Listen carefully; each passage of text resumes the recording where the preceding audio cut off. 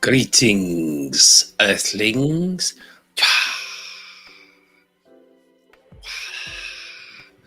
Welcome to Compost and Causations.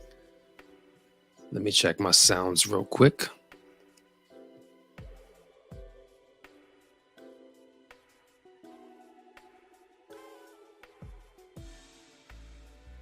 Okay, so we're here. First things first, welcome. Happy January 2023. The sign in the season of the Capricorn. And to all of my Capricorns out there, salute Capricorn Nation. You know what it is. And first things first, please make sure you like, subscribe, share, click the notification bell so you can be made aware of when I'm going live and when I'm spitting those facts and spitting that speaking the cool stuff that I speak as AkhmostistTheCompostist. That is me, and this is Compost and Causation. So welcome to thee. I just wanted to show my face for a quick moment in a different locale. So not the usual, but we're going to work with it. And yeah, didn't want to let the Capricorn sign and season go by without letting you all see me. So that wouldn't be cool, would it? All right, let me just straighten some things out. Oh, this hair would make it work though. So again, just on here for a brief moment in terms of visually. This particular broadcast is a unique broadcast of its kind where we're going to focus in on creating the world's first. Let's do this. There we go. Creating the world's first compost video game. Now, I've made a broadcast several times before about this topic matter. That's right, got the incense burning. Yeah, creating the world's first compost video game. Something that's been on my mind now for the better part of 4 years. And as it says in the description, the outline is solid, very much complete in sound. The characters, the locations, the look of it. I'm in the process of making a choice if, it's going to be like what will it look like? Will it be something simple, like stick figured kind of look to it, or something high graphics, 16-bit, 32-bit, 64-bit, Not sure. Right now, it's about laying the foundation by doing the research and seeing what's out there. So this is it's one thing to have an outline about what you think the game should be composed of and all the different components and the layout. It's another thing to actually have the appropriate team, tools, and resources available to be able to actually build a video game from scratch, which means that you need a software developer, if I'm correct, a coder of some sort, somebody who specializes in animation or video game creation. And so those are the pieces that we are going to help bring into the space to help us make this thought, idea, this dream a reality. And it's not just, having the video game for fun. I grew up playing video games, but I haven't really played them much as a grown up, over the previous, I don't know, 25 years or so. 25, 30 years.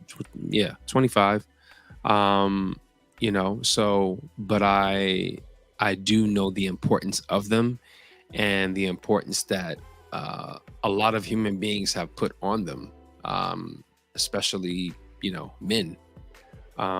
So I know that it's important and or can be important, and it could be a tool for distraction, very rare cases a tool for destruction, but it can also be a tool used to educate and uplift and just be pure joy, pure joy and just tons of fun.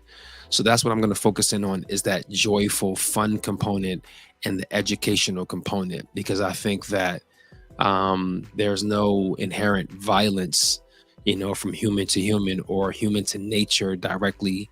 When you have a compost video game, you're literally learning how to be more sustainable and more in alignment with the world around you and the planet in particular, and being able to divert food scraps from the landfill and cut down on the methane gases, and clean up your neighborhoods, clean up your household, clean up your yard, your garden, your farm, your community, and make the world a cleaner, more efficient place.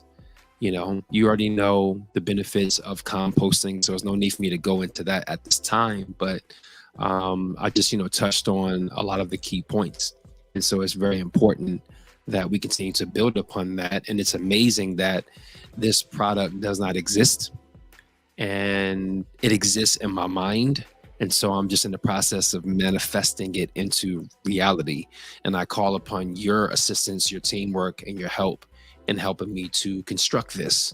So, because I'm not a specialist in video game development, I'm a specialist, trained specialist in composting, and there's still so much to learn in that world and realm of thought and being. But we're going to do it. So we're going to create the world's first compost video game. We will create the world's first compost video game. This is Compost and Causations. I am AkhmostistTheCompostist, and we shall get into it. So what we're going to do is I'm going to share my screen. And again, please make sure you like, subscribe, share, click the notification bell, please. It's very important.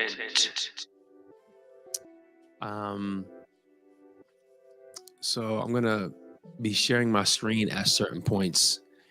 And we're just going to begin the journey of just doing research, basic fundamental research. And we're doing this journey together. And feel free to chime in, chirp in, add to it, leave some information or a key contact in the chat or in the comment section. And let's do it. So research 1, the world's first compost video game, creating it. So let me do this. And wishfully everybody is well at the start of this new fiscal year.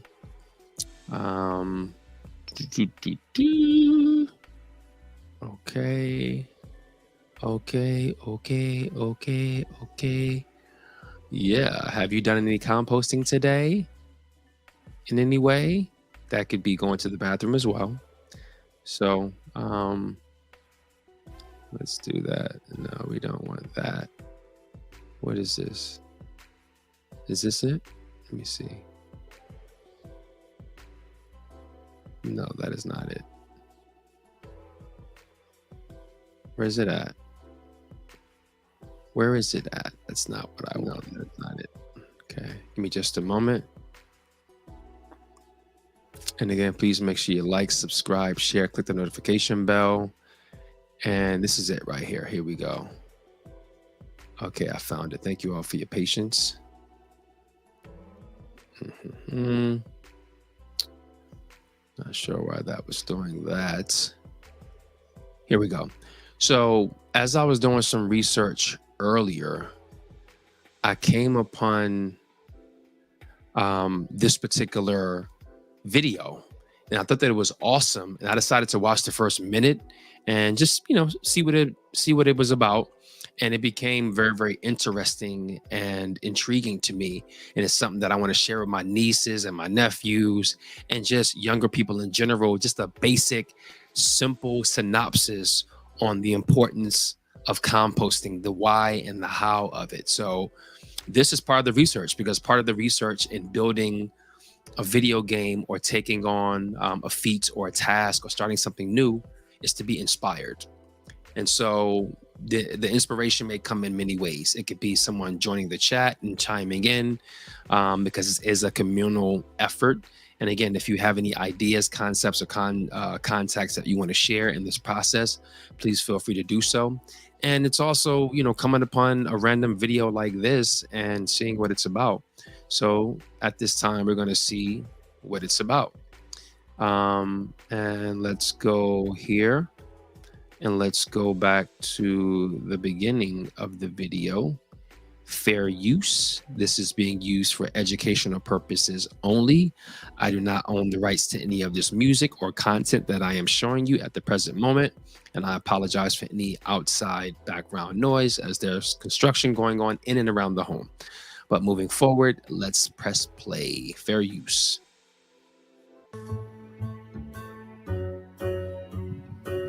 Hi, I'm in folks, Center for kindergarten and Composting. my name is Jasper. I'm in kindergarten and my name is Leica. Aw. I'm in kindergarten and my name's Atticus. I'm in kindergarten and my name's Skylar.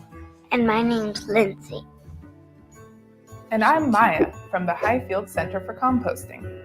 We are going to teach you how to compost So cute. at your school. What is compost?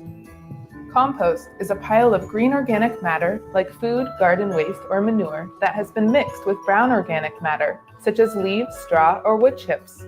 Over time, the compost pile decomposes or breaks down into soil. Billions of tiny creatures help with this breakdown, including worms and fungus, and bacteria. Compost is very rich in nutrients and can be used in gardens and fields to grow crops and to heal soil. And why should we compost? Compost helps our world with Tiny creatures help with this breakdown, including worms and fungus, and bacteria. Compost is very rich in nutrients and can be used in gardens and fields to grow crops and to heal soil. I just wanted to go back for just a moment. I love the graphics. I love the children involvement. I just thought about my niece and my nephew, who are 4 and 5 years mature. And, this sounds like their age group of kids. And so it's important for kids when they're learning to learn from other kids and at least hear the children's voices and see their faces. So right there, this video, this content is already a win for me to, like, the next time I sit down with my niece and my nephew, I'm going to be like, hey, you want to, learn what your uncle does or learn what your uncle did and, what he's involved in and what your uncle's doing. Yeah. All right. I want to play a video for you, or I can send it to my sister and my brother-in-law and have them play it for the kiddos. So that would be amazing.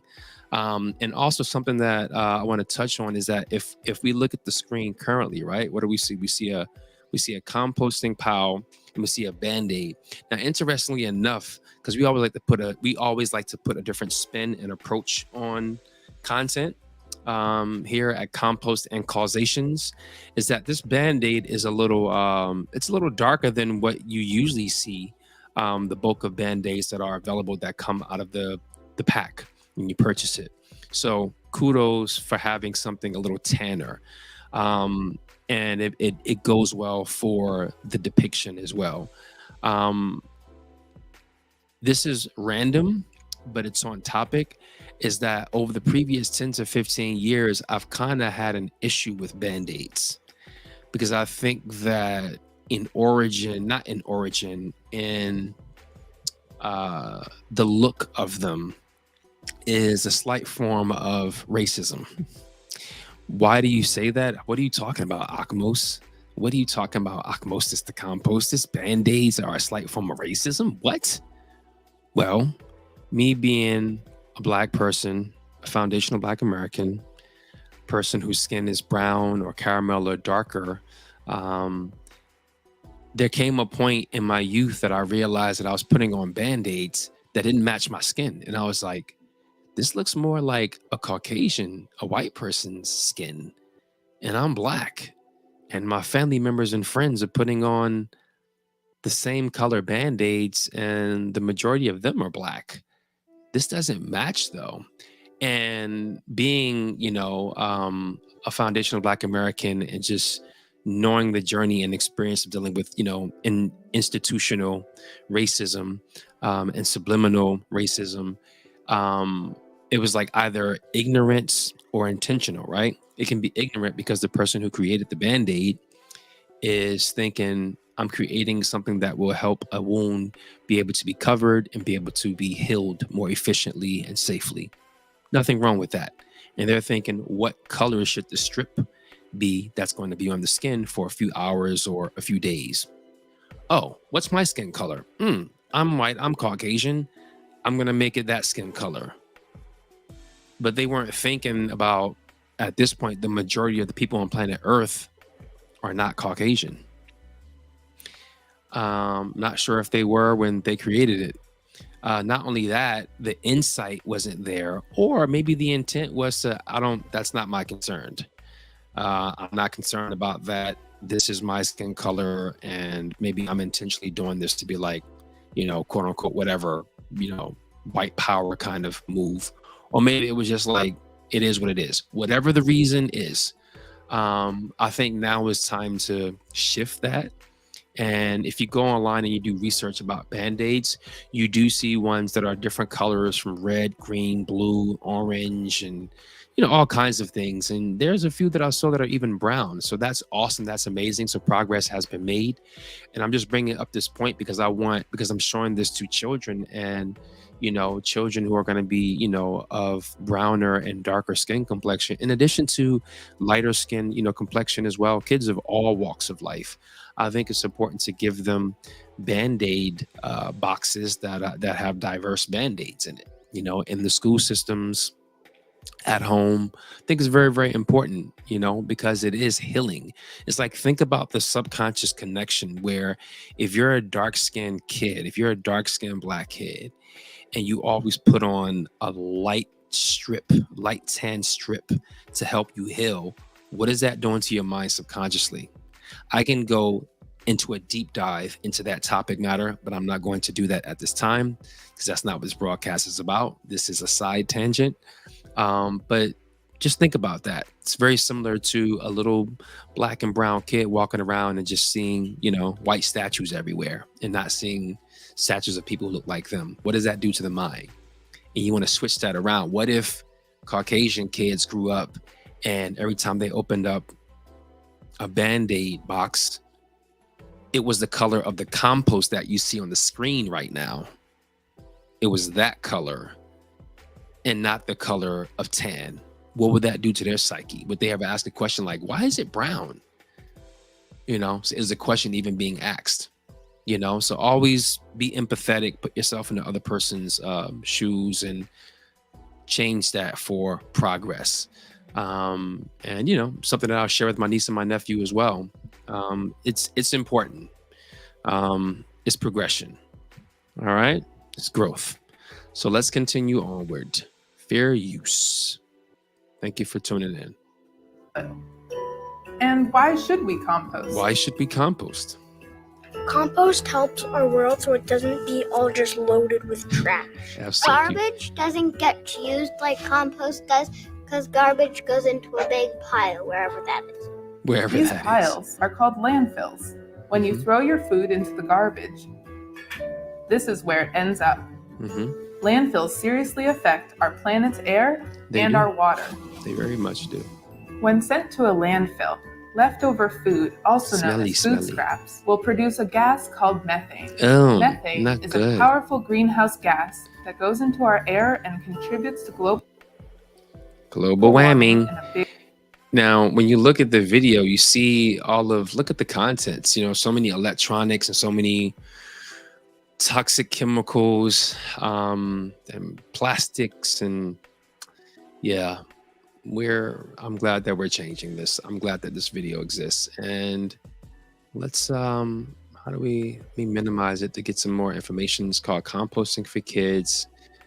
It's been on the internet now for almost 9 years, and it's by High Phil's Composting. I'm going to subscribe to them as soon as I get an opportunity. This is amazing. Let's continue onward. Fair use. Methane is a powerful greenhouse gas that goes into our air and contributes to global warming in a big way. Greenhouse gases trap the sun's heat in our atmosphere and warm up our planet. Hotter temperatures can lead to melting ice caps, rises in sea level, and animals losing their homes. There is a lot of water in food, and when food scraps are put into the landfill, the water from the food combines with all the other items in the landfill sludge. to create a toxic sludge called leachate. Leachate can leak into groundwater and get into our rivers and lakes, harming the creatures that live there and dirtying the water that we drink or swim in. When we compost our food scraps, instead of sending them to the landfill, we reduce both the amount of methane and leachate created.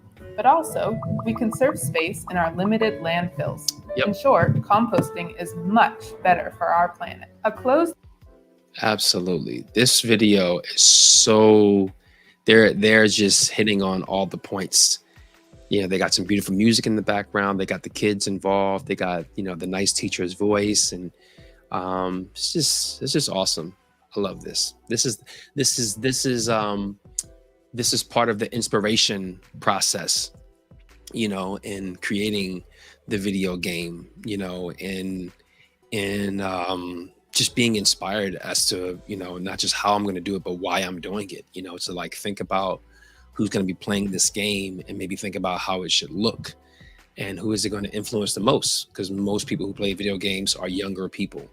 So this is very inspirational, and just it's getting juices flowing. So this is amazing. Thank you.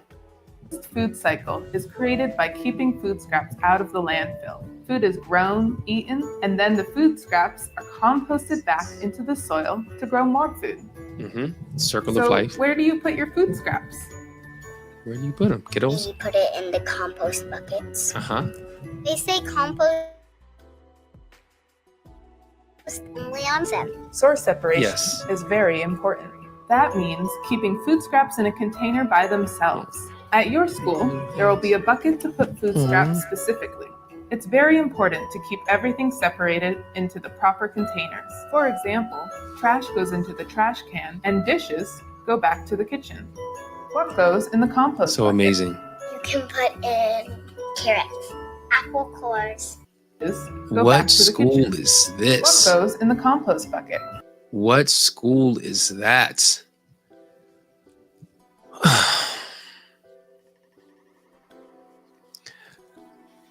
Agriculture needs to be taught in schools as part of the primary curriculum all over America, all over the world, like literally. you know, like economics, finance needs to be taught young. Of course, health, agriculture, composting specifically, all of it. This just warms my heart. But that, again, this was 9 years ago. And I'm not even sure if the bulk of schools in America, even have the simple system of the buckets that you've, just seen. So, but better days are coming. Better days are coming. You can put in carrots, apple cores, lettuce, Cucumbers and tomatoes. Cucumbers and tomatoes. Oranges. Watermelon. Strawberries. Pizza and stromboli. Pizza and Ice stromboli. cream. Fish. You can also compost any of these. Meat and bones. Now, you gotta, when they say fish, now different kinds of composting techniques don't add animal proteins to it, because when you add animal proteins to a composting pile, usually if it's a community scale composting or smaller, such as your home or garden, small scale farm, most of those sites don't add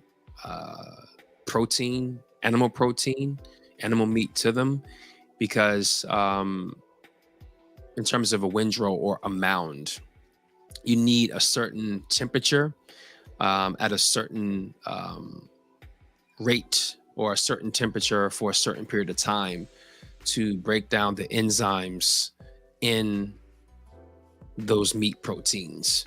And if you don't do that, if you don't employ that, you could have a contaminated pile that has microorganisms and enzymes in it that you don't want to be, you don't want it in your compost, and you don't want to be giving that out because it's contaminated, because it hasn't decomposed appropriately.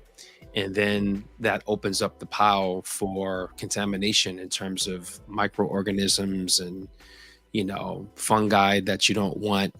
And, just, I'll keep it short and leave it at that, So you always want your pile to be a certain temperature to do what it needs to do in order to process in a timely, more efficient time frame.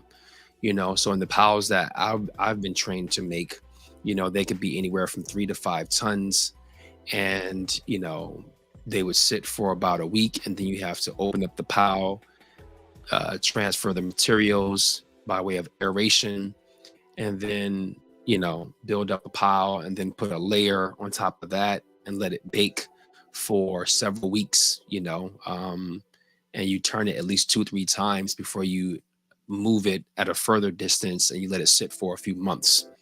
And so the composting process could take anywhere from 3 to 4 months from the time that you put your food scraps in a pile and they begin to be processed, into the moment that you are able to get back the content of the finished compost product, whether it's sifted or unsifted or shifted, as some may say. That could be anywhere from 3 to 4 months on average. So whereas if you have to put animal protein in it, such as, fish, meat, chicken, beef, you may be able to put it in that pile, but you may have to let it cook for much longer, and aerate it more consistently, and check the moisture level more consistently, check the air level more consistently, the aeration, check the smell of it, check the temperature of it. You always use your 4 senses when you're involved in composting. How does it look? How does it smell? How does it feel? You're not tasting anything unless you're going to taste the steam, but not recommended. So it's all a process, and not recommended to do it in that way. Now, if you have a larger composting site, such as industrial, and you have much larger, bigger, taller, longer windrows, which are the mounds that get higher temperatures, above 160, above 180. So they get into 200, 250 degrees, and they're able to, kill any, potential animal protein or the enzymes that are not favorable to a complete composting pile, they're able to be taken care of, and so the finished product is not going to have it's not going to be a high level of concern about putting that on your farm, in your garden, or bringing it in your home. Think about if somebody gives you a composting, some quote unquote finished compost that has, you know, some animal protein that's been added to it, but it hasn't been processed appropriately, and you put that on top of your house plant. Is it going to smell that great?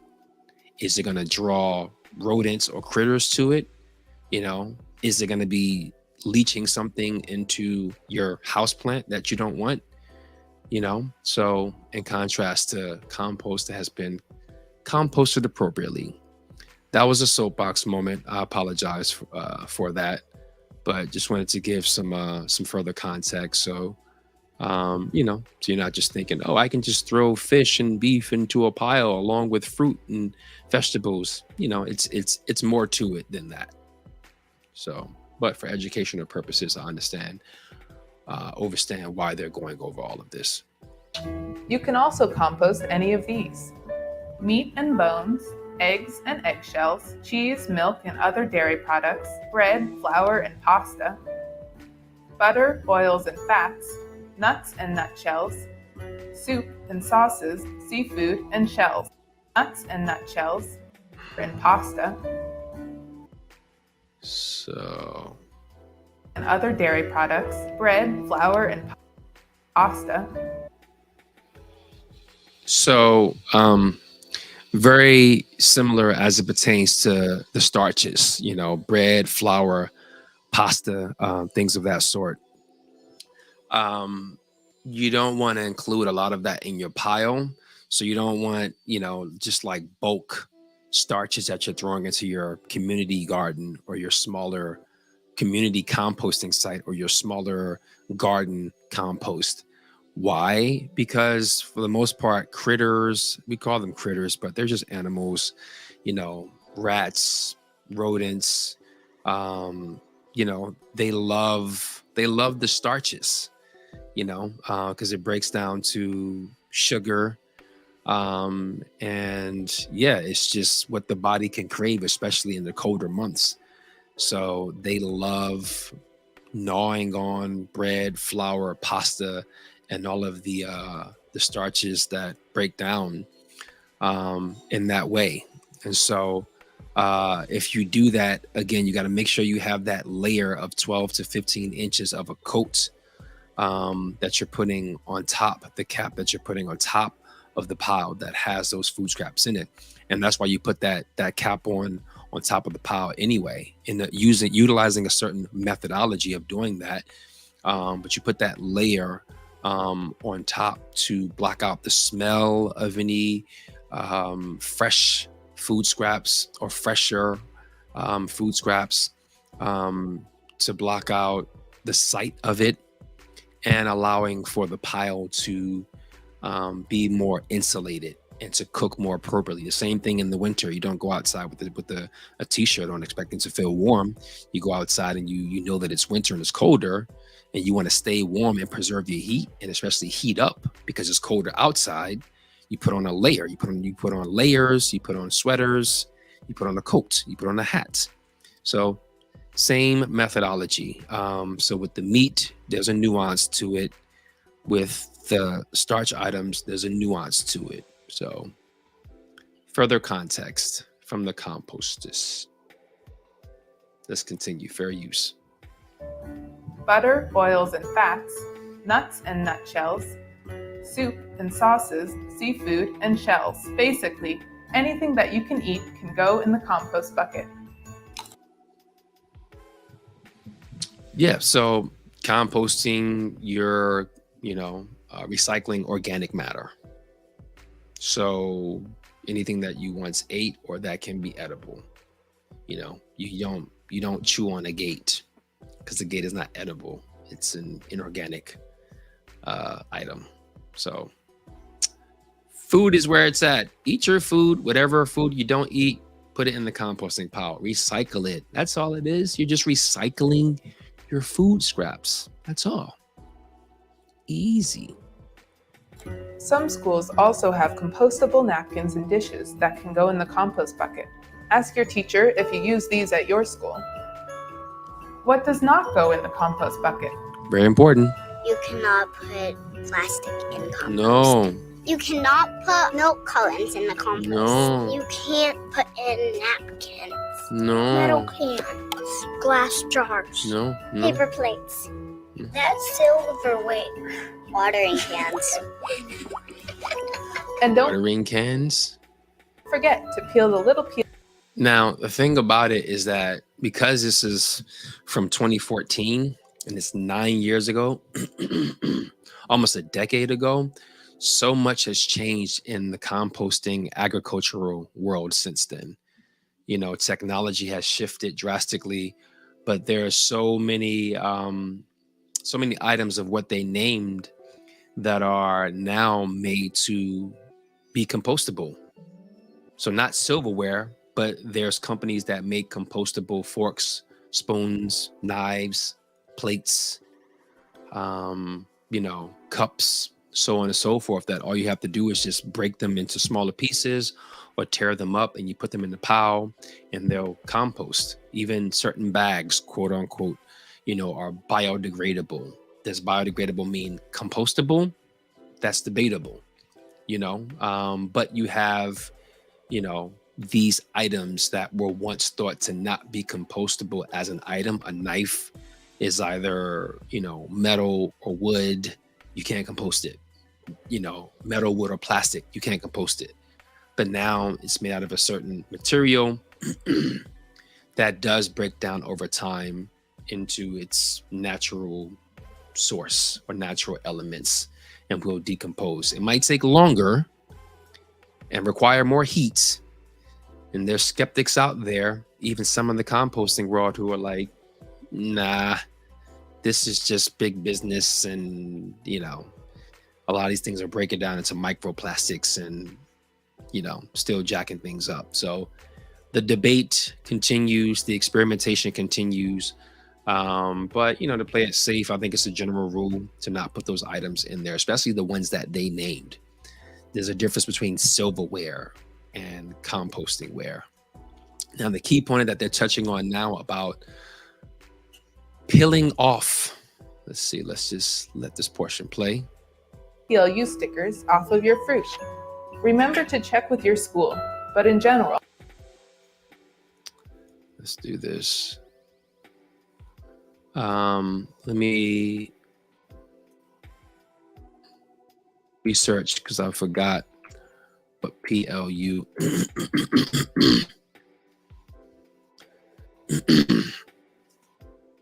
stands for. I know that it's on the stickers. At PLU Label Stickers, we are committed to helping you figure out how to build your own custom PLU sticker and determine if the barcode is needed. Let me share my screen so you can see what it is I'm reading.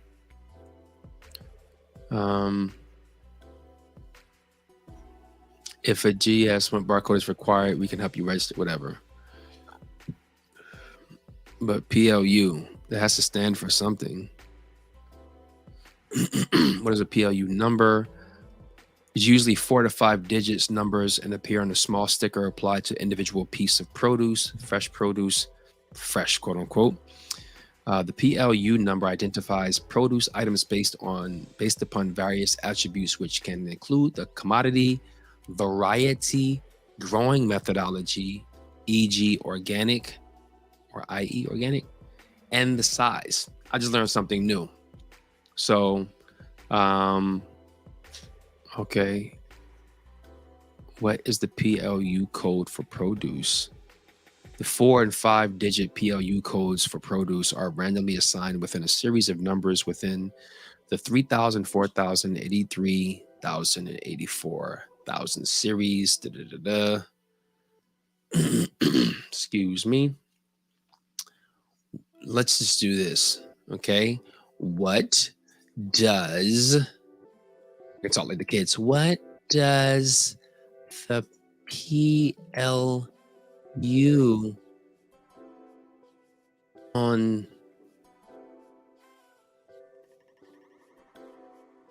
stickers stand for?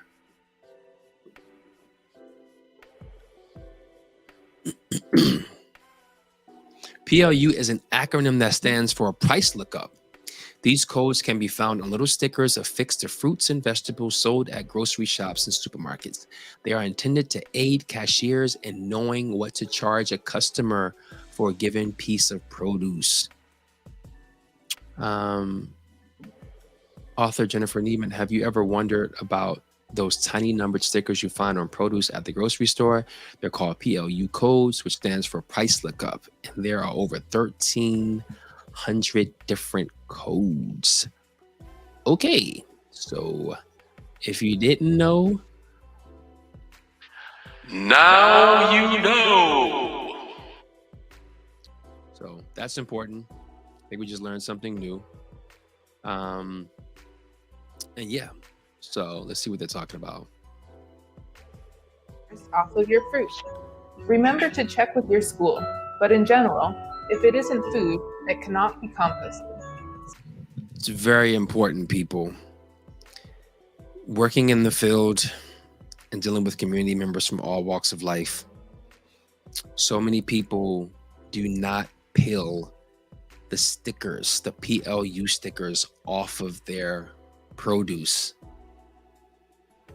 Those stickers are essentially plastic. Now, some companies might make some that say they are compostable or biodegradable. That's highly debatable for most of these companies, but it is in essence a form of plastic. Thus, when it gets into a composting pile, it's a microplastic. And a lot of these stickers do not break down.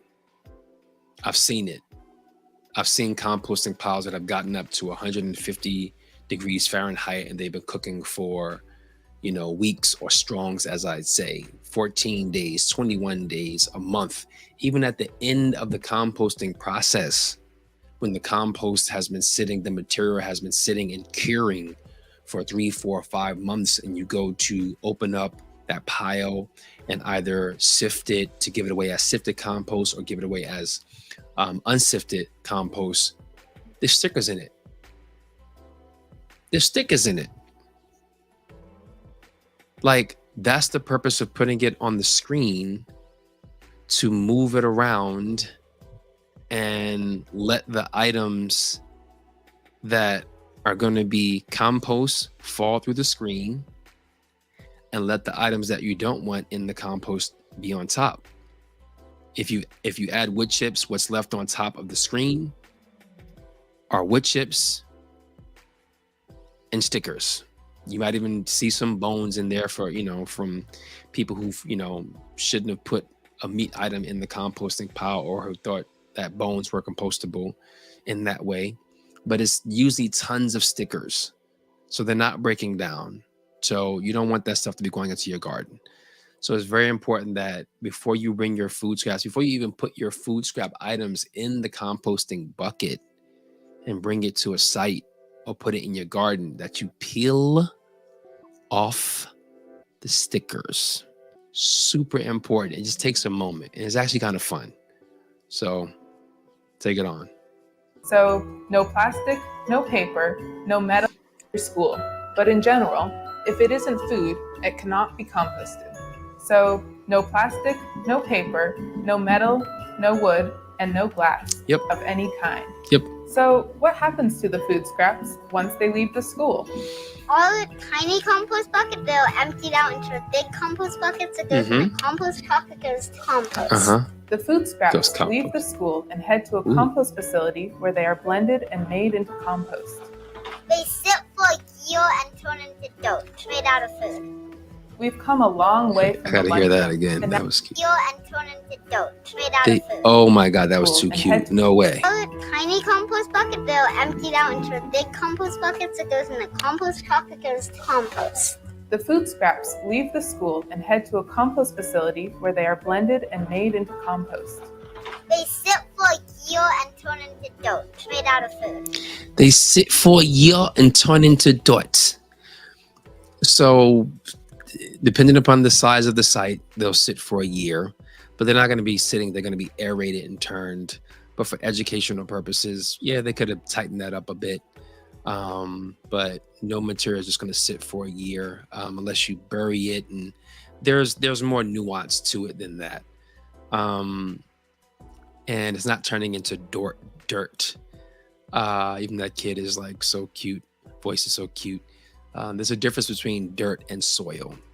Soil has life in it. It has, dirt is kind of like devoid of most life, whereas soil is abundant with life of macroorganisms and microorganisms, things that you can see crawling around and moving around, and things that you're not able to see with the naked eye, such as bacteria.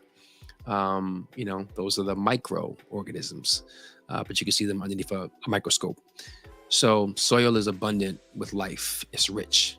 There's different kinds of soil as well. And compost itself is not purely soil. It's a soil amendment.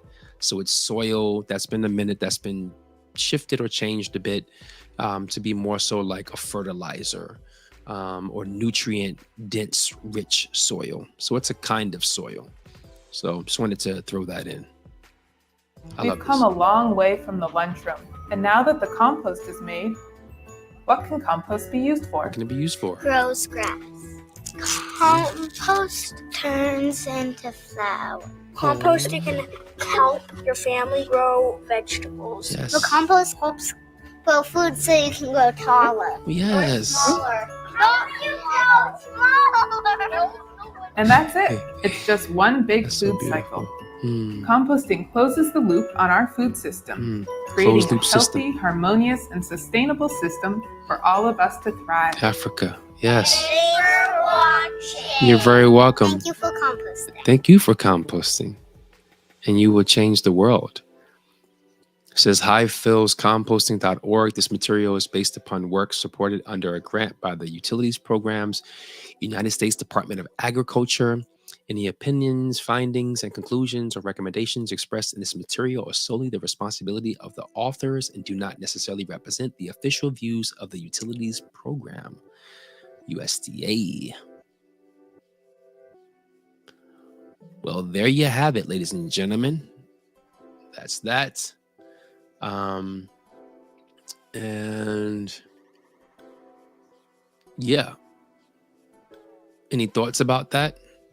I'm definitely inspired. I am super inspired as the sun shines into the room. That was awesome. Now, in terms of what is that doing to my psyche, in terms of the compost video game, it's it brought me back to, being an educator in the field in real time.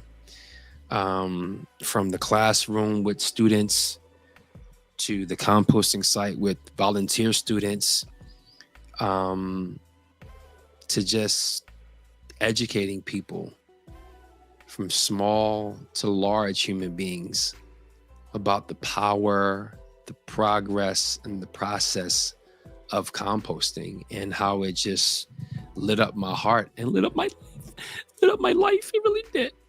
So, and just a genuine passion and love of mine. So it brought me back to those places and those times, and just reminded me that, my heart is still in it. And that's part of doing the good work on planet Earth, and why I was put here on planet Earth was to be AkhmostistTheCompostist. Let me just do something real quick. Let me experiment with something. Let's see what that does. Is that better? Yeah, it works. So yeah, it just really touched and warmed my heart, which is important. I think anytime you're taking on a new endeavor or a big endeavor and a project, it's good to have these moments of like pure inspiration, pure good energy feeling, and good thoughts, and just surround yourself with just goodness, good vibrations, good vibes. And we learned something new about PLU And, we can that can be another arm or component that we can add to the video game, because you will have to peel off stickers in the video game. And there may be a component that asks, why is it important? And I gave you the rundown about why it's important. And, you might have somebody in the video game who's just a sticker pillar. And that's what they love to do, because some people love to peel things off of things. They love to peel stickers off of things. This is true. So it's like, man, that person, you can have a sticker peeling contest in the video game or in real life. Have fun with it. And so we learned something new, and we got some things that were reconfirmed as well.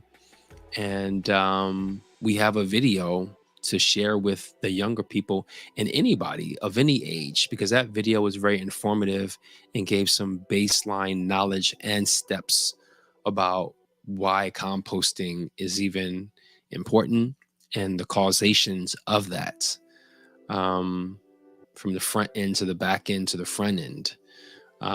So I think I'm complete with this broadcast. I'm going to leave it at that, but there's going to be more of these coming, and this was broadcast number 1 with the research, the actual tangible research. I started doing that, not that I haven't done some before, but me just taking it on wholeheartedly. And it's going to be plenty of these broadcasts coming with creating the compost video game, the world's first compost video game. So I thank you for tuning in. I thank you for your participation. I thank you for your listening ear and your watching eyes. Even if you don't comment or make a message in the chat, I still appreciate you for being here. But please make sure you like, subscribe, share, and click the notification bell. And share. Please do share either this broadcast or that video that we showed. So that is that. And we're going to go out in a very similar way that we came in. And of course, thank you for joining the broadcast, and let's make it long last. If you want to contribute to me and what it is I'm doing, as this is the journey, where I'm at on the journey, feel free to, this is my CashApp, my Venmo, my PayPal, all of that, if you wish to contribute and support in that way, but not become a channel subscriber or like the video. You can do all those things as well. All of those are welcome. So again, thank you all for your time and your attention. And until next time, just keep composting. And if you know a Capricorn in your life, and things between you and them are right, I apologize for the background noise. Make sure you give them a hug, wish them a happy, joyous birthday anniversary. Do something nice for them, because we are the first sign to start the year. And Capricorns are some very prominent people. We have the Honorable Dr. Martin Luther King's birthday coming up soon, and the amazing and great Muhammad Ali, and I think Denzel Washington's birthday just passed, and LeBron James, and of course AkhmostistTheCompostist. So thank you all once again, and enjoy the rest of your Sunday. Okay. Awesome. And we're going to wait for that sawing background noise to go away. What are you all working on? Do you have a composting pile in your backyard? What's this cold season been like for you, and attempting to compost? What's going on? So feel free to leave a comment in the chat, and let's do this and let's do that. And because one of those kids, that is the longest sawing that I've heard. Wow. Because the kids spoke about ice cream, let's do this by Ice cream.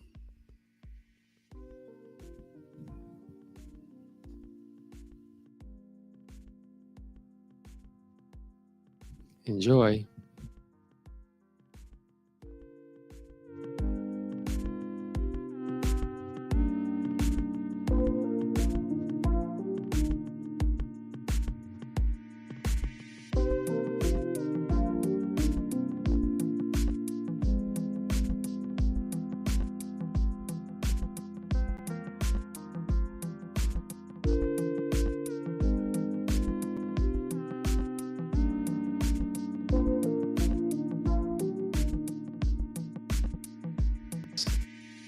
Ice cream and strawberries with some chocolate. Vegan, of course.